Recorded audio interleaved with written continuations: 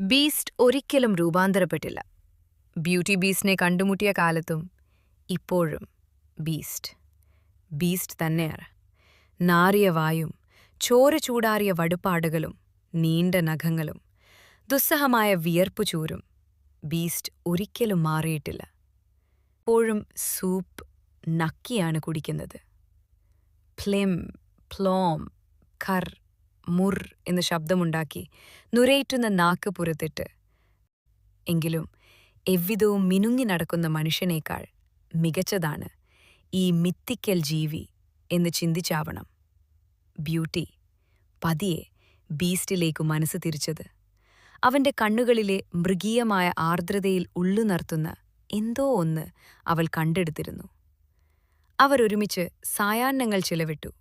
Beast ബ്യൂട്ടിയെ വേട്ടയാടുവാനും പൊരുതുവാനും പഠിപ്പിച്ച ബ്യൂട്ടിയാകട്ടെ അവനെ കത്തിയും മുള്ളും വെച്ച് ആഹാരം കഴിക്കുവാനും മനുഷ്യരെപ്പോലെ ജീവിക്കുവാനും പഠിപ്പിച്ചു.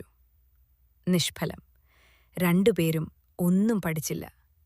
പക്ഷേ അവരായി തന്നെ നിലനിന്നു.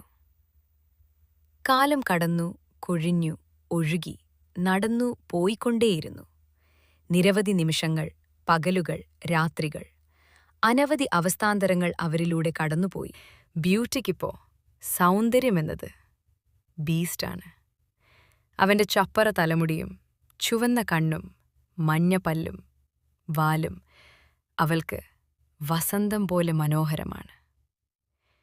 ഒരു മഴക്കാലത്ത് മങ്ങിയ മഴവില്ല് പിന്നിൽ നിൽക്കുമ്പോൾ മട്ടുപ്പാവിൽ വെച്ച് ബ്യൂട്ടി ബീസ്റ്റിനെ ചുംബിക്കുകയും നീ മാത്രമാണ് എന്റെ രാജകുമാരൻ എന്ന് പറയുകയും ചെയ്തു.